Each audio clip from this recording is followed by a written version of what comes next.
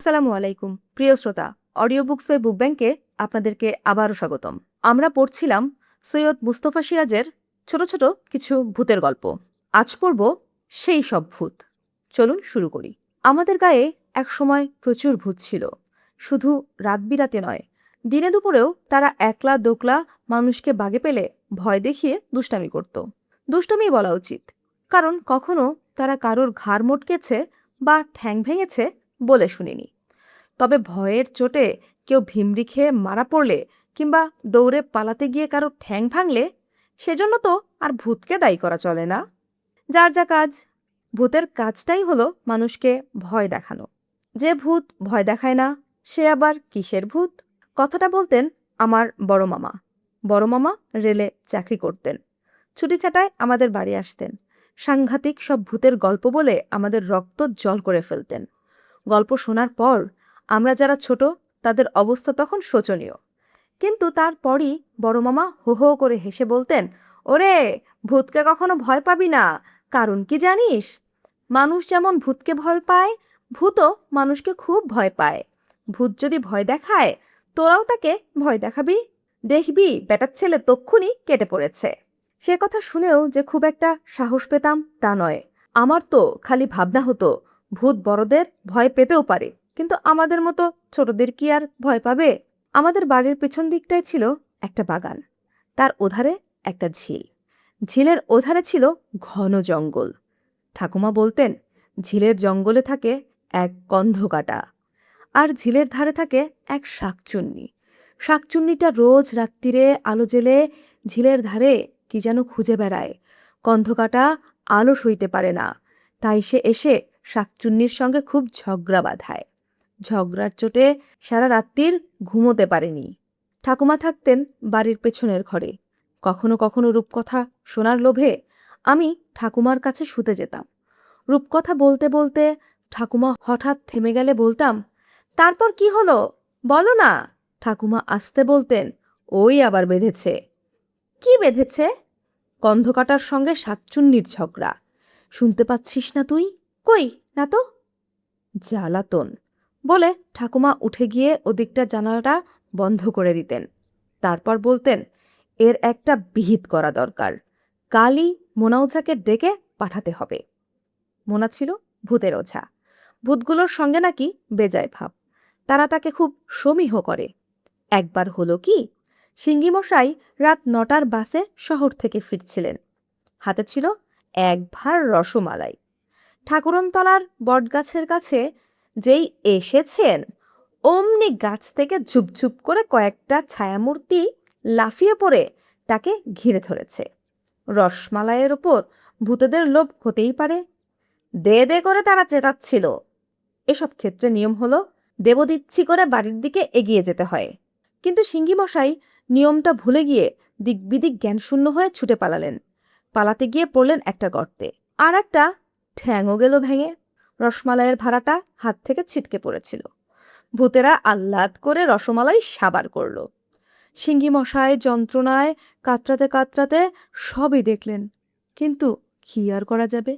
তার কাতরানি রামুধোপা শুনতে পেয়েছিল। সে বেরিয়েছিল তার গাধাটাকে খুঁজতে। গাধাটার ছিল বিচ্ছিরি স্বভাব। প্রায় রাত্রিরেই দড়ি ছিঁড়ে খেলার মাঠে চলে যেত এবং পছন্দসই কোনো ভূতকে পিঠে চাপিয়ে ছোটাছুটি করত। আসলে রামুর গাধার সঙ্গে ভূতেদেরও ছিল বেজায় গলাগলি বন্ধুত্ব। তো রামু সিঙ্গিমশাইকে কাঁধে করে বাড়ি পৌঁছে দিয়েছে। তারপর শহরের হাসপাতালে কয়েক মাস কাটিয়ে সিঙ্গিমশাই ফিরে এলেন বটে, কিন্তু একটা ঠ্যাং হাঁটুর ওপর থেকে বাদ। ক্র্যাচে ভর করে হাঁটতেন এবং নতুন নাম পেয়েছিলেন খোরাসিঙ্গি। খোরাসিঙ্গি ভূতের ওপর খাপ্পা হয়ে মোনা ওঝাকে তলব করেছিলেন। বলেছিলেন, শুধু ঠাকুরনতলার নয়, গায়ের সব ভূতকে গঙ্গার ওপারে তাড়িয়ে দিয়ায় তো মোনা, যা চাস পাবি। মোনা ওঝা বলল, তাড়িয়ে দেওয়াটি কি ঠিক হবে সিঙ্গি মশাই? কাউকে ভিটে ছাড়া করা যে মহাপাপ। তাছাড়া ওদের সঙ্গে আমার কতকালের সম্পর্ক, যা বলি তাই শোনে। এ কাজ আমি পারবো না সিঙ্গি মশাই। খোরাসিঙ্গি তর্জন গর্জন করে বললেন, তাহলে তোকেই ভিটে ছাড়া করবো বলে দিচ্ছি। বেশ বুঝেছি, তুই যত নষ্টের গোড়া, তোরই আশকারা পেয়ে হারামজাদাগুলোর এত বার বেড়েছে। দাঁড়া, কালই পঞ্চগ্রামী করে তোর বিচারের ব্যবস্থা করছি। সে আমলে পঞ্চগ্রামী অর্থাৎ পঞ্চগ্রামী মানে 5 গায়ের মাতব্বর লোকেদের ডেকে বিচার সভার আয়োজন। সেই বিচার সভা বসল চণ্ডীমণ্ডপে। মোনাকে ডেকে আনা হলো। মোনা ওঝা কিন্তু একটু দমে যায়নি। সে মুচকি হেসে বলল, বাবু মশাইরা, ওপরে দেবতা, নিচে মা বসুমতী, ন্যায্য বিচার করে বলুন দিকি দোষটা কার? সিঙ্গি মশায় ঠ্যাঙ্কি ভূতগুলো ভেঙেছে, নাকি নিজেই গর্তে আছাড় খেয়ে নিজেই ভেঙেছে? জিজ্ঞেস করুন তো সিঙ্গি মশাইকে। সবাই একমত হলেন যে ভূতগুলো সিঙ্গি মশায়ের ঠ্যাঙে আঘাত করেনি, এটা সত্য। কিন্তু পাশের গায়ের চকিত্তি মশাই বললেন, মানছি ওরা সিঙ্গি মশায়ের ঠ্যাং ভাঙেনি, তবে এও তো ঠিক যে ভূতগুলো ওকে ভয় না দেখালে উনি দৌড়ে পালাতেন না এবং গর্তেও পড়তেন না, ঠ্যাংও ভাঙত না। মোনা ওঝা হাত নেড়ে বলল, ভুল, এক্কেবারে ভুল। ভূতগুলো ওকে কখনো ভয় দেখায়নি। মা চণ্ডীর দিব্যি করে বলুন উনি। মাতব্বররা সিঙ্গি মশাইকে জিজ্ঞাসা করলেন কথাটা। সিঙ্গি মশাই গাইগুই করে বললেন, না মানে ঠিক ভয় দেখায়নি, তবে আমার হাতে রসমালাইয়ের ভার ছিল, সেটা কেড়ে নিতে এসেছিল। মোনা ওঝা বলল, আবার ভুল হলো বাবু মশাইরা, কেড়ে নিতে এসেছিল নাকি চেয়েছিল? মা চণ্ডীর দিব্যি, সত্যি কথা বলুন। আমাদের গায়ের মা চণ্ডী জাগ্রত দেবী। তার ভয়ে খোড়া সিঙ্গিকে স্বীকার করতে হলো রসমালাইগুলো কেড়ে নেবে বলে মনে হচ্ছিল বটে, তবে ওরা দে দে করে চেঁচাচ্ছিল, সেটা মিথ্যা নয়। তাহলে? মোনা ওঝা একগাল হেসে বলল, এবার বলুন দোষটা কার? হাতে রসমালাই দেখলে কেউ চাইতেই পারে। আপনি ইচ্ছা হলে দেবেন, নয়তো দেবেন না। আপনি বলতে পারতেন দেব না, তা না করে আপনি দৌড়ে পালালেন, গর্তে পড়ে ঠ্যাং ভাঙলেন, আর দোষ দিচ্ছেন অন্যদেরকে। মামলা ভেস্তে যাচ্ছে দেখে খোড়া সিঙ্গি বললেন, কিন্তু আমার নালিশ তো এই মোনার বিরুদ্ধে। মোনার আশকারাতেই এই গায়ের ভূতগুলোর বড্ড বার বেড়েছে। মোনা ওঝা বলল, প্রমাণ? মাতব্বররাও বলে উঠল, হ্যাঁ, প্রমাণ চাই, সাক্ষী চাই। সিঙ্গি মশাই, কই আপনার সাক্ষীদেরকে ডাকুন। সাক্ষী পাওয়া গেল না। আমাদের গায়ের লোকেরা বলল, ভূতগুলো বাড়াবাড়ি করলে বরং মোনা ওঝাই এসে বুঝিয়ে সুঝিয়ে তাদের তাড়িয়ে দেয়। কাজেই মোনা তাদের আশকারা দেয় বলা চলে না। তাছাড়া আজ অবধি মোনা ওঝা কারোর পেছনে ভূতকে লেলিয়ে দিয়েছে বলেও জানা নেই। পঞ্চগ্রামী বিচার সভায় মোনা ওঝা বিলকুল খালাস পেয়ে গেল। কিন্তু খোড়া সিঙ্গির রাগ পড়েনি। কিছুদিন পরে উনি কোত্থেকে এক সাধু বাবাকে নিয়ে এলেন। সাধু বাবা ঠাকুরন তলায় ত্রিশূল পুঁতে মরার খুলির সামনে ধুনি জেলে ধ্যানে বসলেন। গা শুদ্ধ ছোট বড় সবাই ভিড় জমালো সেখানে।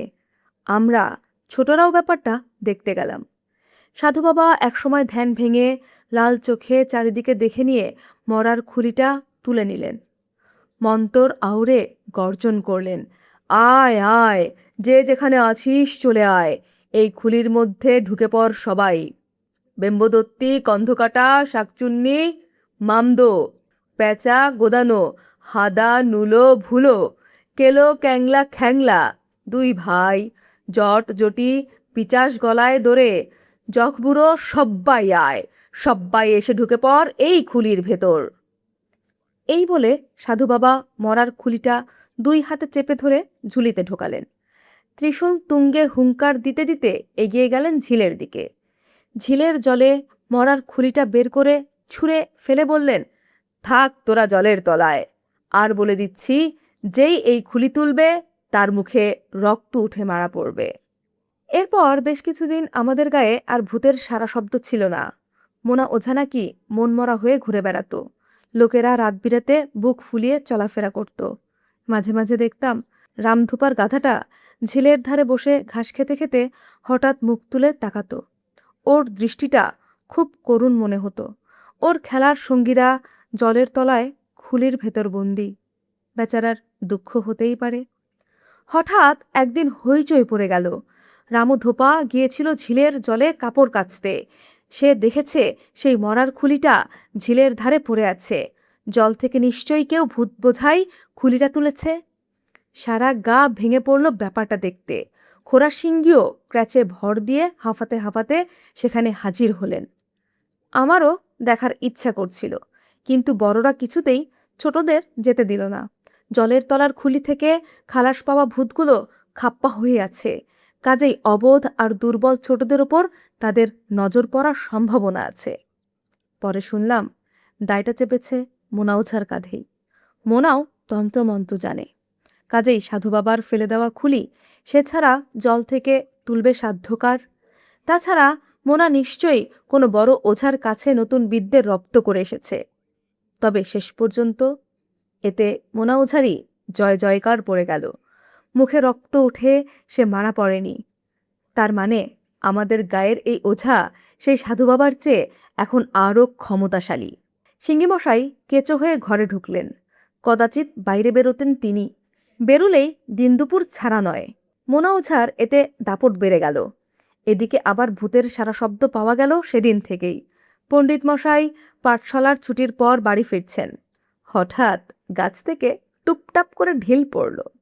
পণ্ডিত মশাইয়ের বেলায় এ কোনো নতুন ঘটনা নয়, বরং ঢিল পড়া বন্ধ হওয়াতে তার খারাপ লাগত। আবার ঢিল পড়ায় সে খুশি হলেন, বললেন, কিরে তোরা সব কেমন আছিস? গদাই মোড়ল সন্ধ্যাবেলা মাঠ থেকে ফিরছেন। একটা কালো বেড়াল তার সঙ্গ নিল। মোড়ল খুব খুশি হয়ে বললেন, ভালো আছিস তো বাবা? জলবন্দি হয়ে নাকি খুব কষ্টে ছিলি? এসব ঘটনা সন্ধেবেলায় ছোট কাকা খুব জমিয়ে বর্ণনা করতেন। আমি কিন্তু তখনও ভূত দেখিনি বা সেরকম কোনো সারা শব্দও পাইনি। বড়রা বলতেন ভূত আছে, আমরা ছোটরাও মেনে নিতাম ভূত আছে। তাছাড়া বড় মামা এসে ভূতের স্বভাব চরিত্র কীর্তিকলাপ শুনিয়ে ভূতের ব্যাপারটাকে আরও পাকাপোক্ত করে ফেলতেন। তো অমন একটা ঘটনার কিছুদিন পরে ঠাকুরমার মুখে ঝিলের ধারের শাকচুন্নি আর জঙ্গলের কন্ধকাটার ঝগড়ার কথা শুনেছিলাম। বলছিলেন মোনা ওঝাকে ডাকতে হবে, মোনা ছাড়া এর বিহিত হবে না। মোনা ওঝা পরদিন এসেছিল। ঠাকুরমার মুখে সব শুনে সে বলল, বড় সমস্যে দিদি ঠাকুরন, ওদের ঝগড়াঝাটির কথা আমার অজানা নয়। অনেক চেষ্টা করেও মিটমাট করতে পারিনি। আসলে শাকচুন্নি আলো ছাড়া এক পাও হাঁটতে পারে না। মেয়েটা রাতকানা, ওদিকে কন্দকাটার চোখে ঘা, আলো লাগলেই জ্বালা করে। কাকে দোষ দেব বলুন? তুই কন্ধকাটাকে বরং অন্য কোথাও গিয়ে থাকতে বল মোনা। যাবে বা কোথায়? সব জায়গায় তো দখল হয়ে আছে। খুঁজলে নিশ্চয়ই কোথাও পাওয়া যাবে, তুই খুঁজে দেখ না। মোনা ওঝা একটু ভেবে নিয়ে বলল, মুসলমান পাড়ার গোরস্থানে একটা শেওড়া গাছ আছে। গাছটাতে একটা মামদো থাকতো দেখেছি। কাল রাত্রিরে গিয়ে তাকে ডাকলাম, চাচা আছো নাকি? কোনো সাড়া পেলাম না।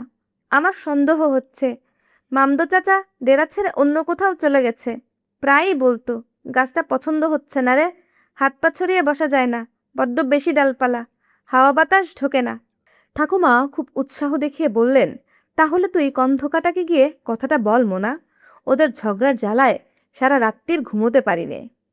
মোনা ওঝা কিন্তু কিন্তু করে বলল, দেখি বলে কয়ে, তবে গোরস্থানে কন্ধকাটা যেতে রাজি হবে বলে মনে হয় না। কেন রাজি হবে বলে মনে হয় না?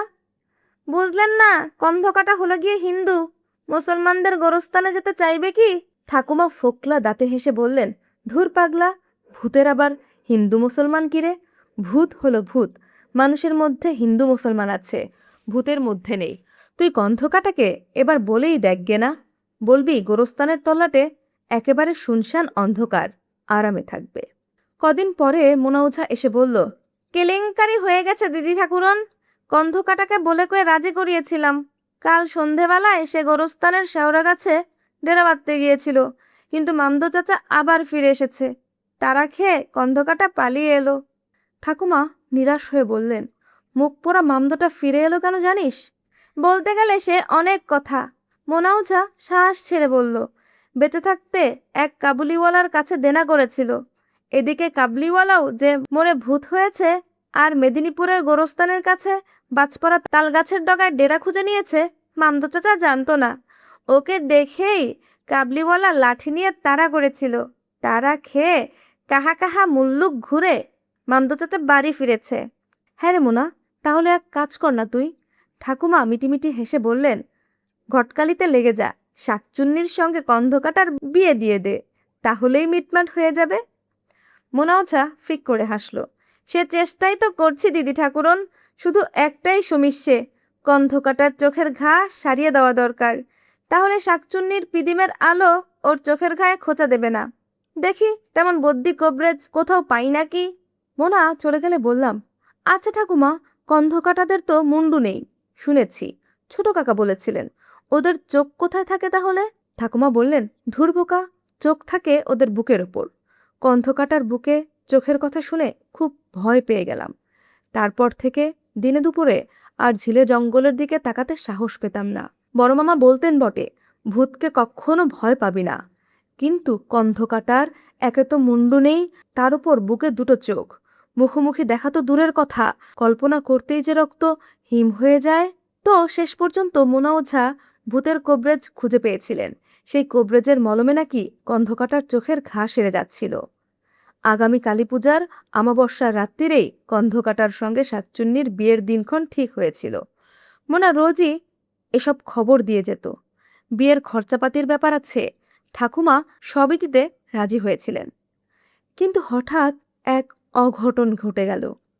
হঠাৎই বলা চলে, কারণ ইতিমধ্যে আমাদের গায়ে বিদ্যুৎ সরবরাহের পরিকল্পনা হয়েছে এবং খুঁটি পোতার কাজও শেষ, কিন্তু বিদ্যুতের পাত্তা ছিল না। লোকেরা হাল ছেড়ে দিয়েছিল। এতদিনে খবর পাওয়া গেল সামনের দুর্গাপূজায় বিদ্যুৎ আসছে। উদ্বোধন করতে আসছেন বিদ্যুৎ মন্ত্রী। সাজো সাজো রব পড়ে গেল খবর শুনে। শহর থেকে ইলেকট্রিক মিস্ত্রি আসার হিড়িক পড়ল সঙ্গে সঙ্গে। ছোট কাকা আমাদের বাড়িতে মিস্ত্রি এনে বিপুল উৎসাহে কাজে নেমে পড়লেন। বাগানের দিকে আলোর ব্যবস্থা করা হলো। তারপর ষষ্ঠীর দিন সন্ধেবেলায় খেলার মাঠে জনসভা হলো। বিদ্যুৎ মন্ত্রী এসে সুইচ টিপে উদ্বোধন করলেন। চারিদিকে উজ্জ্বল আলোয় ভরে গেল। সে রাত্রিরে আমরা প্রায় জেগেই কাটালাম। এত আলো, এমন উজ্জ্বল আলো ছেড়ে কি ঘুমাতে ইচ্ছা করে? শুধু ঠাকুমার মুখ গম্ভীর। কেন গম্ভীর তা সকালবেলায় জানতে পারলাম। বাগানের কোনায় একটা বেলগাছ ছিল, সেই গাছে থাকতো এক বেম্বদত্তি। সকালে দেখি ঠাকুমা বেলতলায় চুপচাপ দাঁড়িয়ে আছেন, দৃষ্টি ঝিলের দিকে। ঠাকুমার কাছে গেছি। সেই সময় মোনা ওঝা ঝিলের দিকে তাকিয়ে হন্তদন্ত এসে ঝপাস করে বসে পড়ল। ঠাকুমা বললেন, খুঁজে পেলি? মোনা ওঝা ফোঁস করে শ্বাস ফেলে বলল, না, সব পালিয়েছে, কেউ নেই। কাল রাত্রিরে স্পষ্ট দেখলাম ওই যে আলোটা জ্বলেছে, অমনি বুড়ো গাছ থেকে নেমে পালিয়ে গেল। ওই দেখ, হাত থেকে হুক্কোটা পড়ে গেছে, কলকেটাও পড়ে আছে, দেখতে পাচ্ছিস? মোনা উদাস চোখে হুকোটার দিকে তাকিয়ে বলল, দিদি ঠাকুরন যদি হুকুম দেন, বাবা বেমদত্তির হুক্কো কলকেটা আমি নিয়ে যাই। নিয়ে যা, ঠাকুমা করুণ মুখে বললেন, তবে এটো করিস নে যেন। বামুন বুড়ো জানতে পারলে কষ্ট পাবে। রোজ রাত্রিরে বুড়ো হুক্কো খেত আর খক খক করে কাশত। আহা, কোথায় ভিটে ছাড়া হয়ে চলে গেল সব। মোনা ওঝা হুক্কো কলকে কুড়িয়ে নিয়ে বলল, আমার সবচেয়ে দুঃখটা কি জানেন ঠাকুরন? শাকচুন্নি আর কন্ধকাটার বিয়েটা ভণ্ডুল হয়ে গেল। এই আলো কি যেমন তেমন আলো? ইলেকট্রিকই বলে কথা। আমি যে মানুষ, আমারও চোখে জ্বালা করে। তবে দেখবেন দিদি ঠাকুরন, এই পাপ সইবে না। আমি বারবার বলে আসছি, কাউকে ভিটেছাড়া করার মতো মহাপাপ আর নেই। এই মহাপাপ কি ভগবান সইবেন ভাবছেন? কখনো না। ঠিক তাই, মোনা ওঝার কথা ফলেছে বলা চলে। এখন বড় হয়েছি, কলকাতায় থাকি, খবর পাই আমাদের গায়ে ঘন্টার পর ঘন্টা, দিনের পর দিন বিদ্যুৎ থাকে না। মোনার ভগবান নাকি লোডশেডিং নামে এক সাংঘাতিক দানও পাঠিয়ে দিয়েছে। সে ভিটে ছাড়া ভূতগুলোকে ফিরিয়ে এনেছে। তাছাড়া চোখে শুইয়ে শুইয়ে বিদ্যুতের আলো দিয়ে ভূতগুলোকে সে চাঙ্গা করে তুলেছে। সেই সব ভূত নাকি তার কাটে, ট্রান্সফরমার চুরি করে, কত উপদ্রব বাধায়। ঠাকুমা বেঁচে নেই, মোনাও বেঁচে নেই। বেঁচে থাকলে শাকচুন্নি আর কন্ধকাটার বিয়েটা লোডশেডিংয়ের দৌলতে ঘটা করেই ওরা দিতেন। বললে তোমরা হয়তো বিশ্বাস করবে না, গত পুজোয় গায়ের বাড়িতে গিয়েছিলাম। রাত্রিরে হঠাৎ লোডশেডিং। অভ্যাস মতো ঠাকুমার সেই ঘরে শুয়েছিলাম।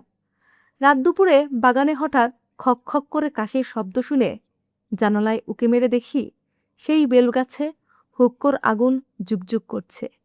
খুব খুশি হলাম। মানুষের জীবনে ভূতটুত না থাকলে কি চলে?